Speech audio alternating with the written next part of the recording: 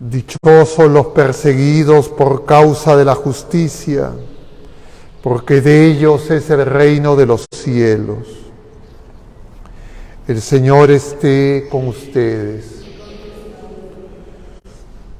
Lectura del Santo Evangelio según San Mateo. En aquel tiempo dijo Jesús a sus discípulos: el que quiera venirse conmigo, que se niegue a sí mismo, que cargue con su cruz y me siga. Si uno quiere salvar su vida, la perderá, pero el que la pierda por mí, la encontrará. ¿De qué le sirve a un hombre ganar el mundo entero si arruina su vida? ¿O qué podrá dar para recobrarla? Porque el Hijo del Hombre vendrá entre sus ángeles con la gloria de su Padre, y entonces pagará a cada uno según su conducta. Les aseguro que algunos de los aquí presentes no morirán sin antes haber visto llegar al Hijo del Hombre con majestad. Palabra del Señor.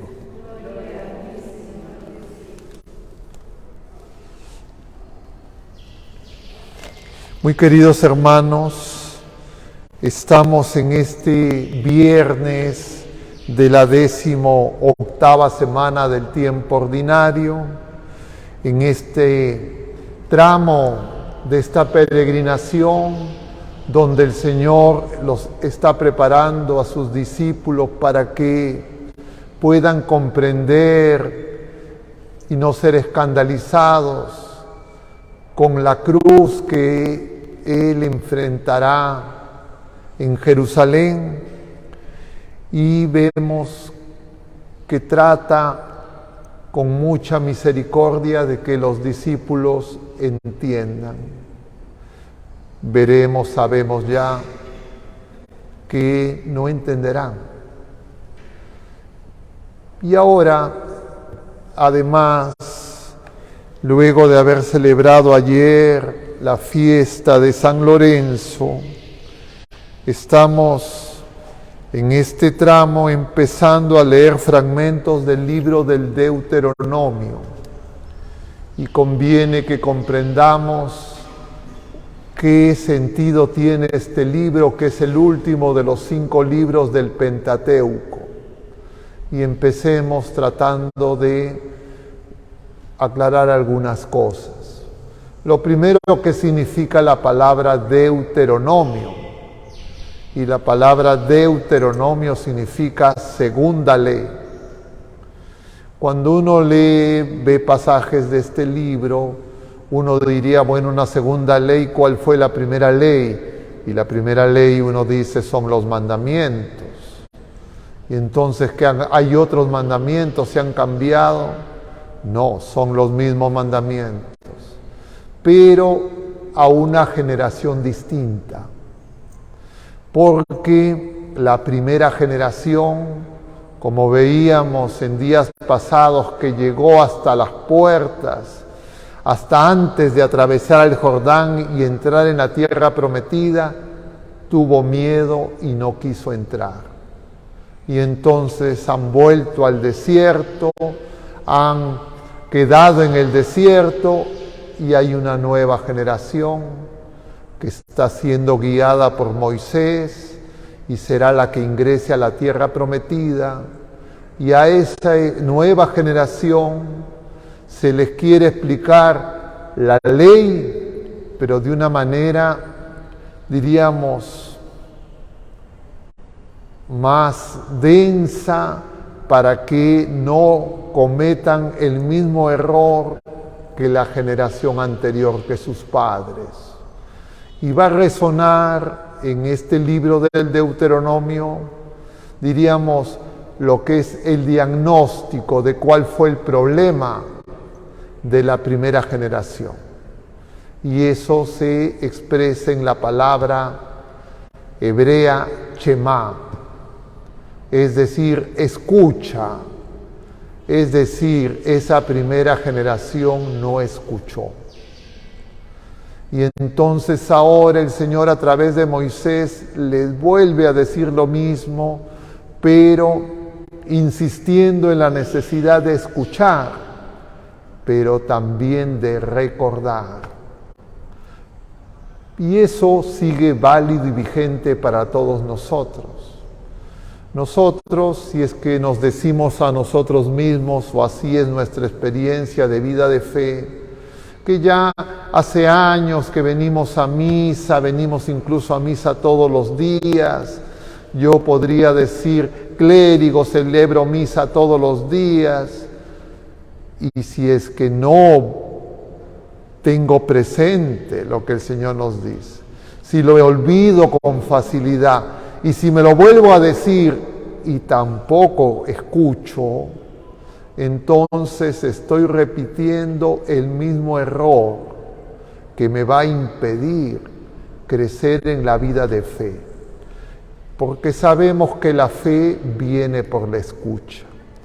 Y entonces este libro del Deuteronomio lo continuaremos viendo en estos días. Veremos esto hasta el día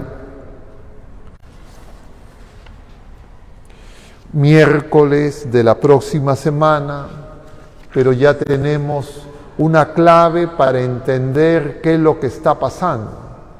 Es como cuando a alguien le dicen algo, le dicen, ¿has entendido? La persona dice, sí.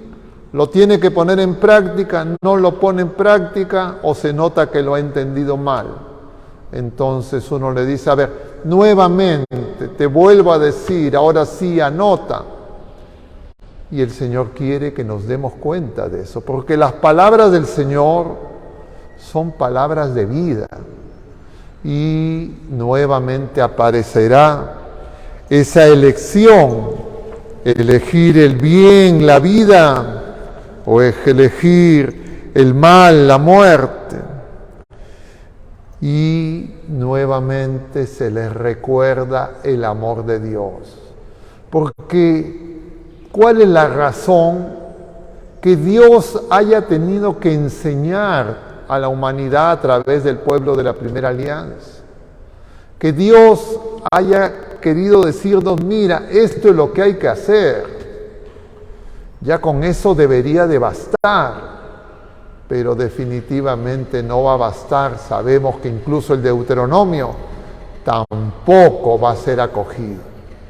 Y por eso tendrá que venir ya el verdadero profeta, no un profeta más, Jesucristo. Nos volverá a recordar, pero tampoco ni el pueblo de la primera alianza, ni el pueblo de la nueva alianza, la mayoría de nosotros, de los bautizados, lo escuchamos.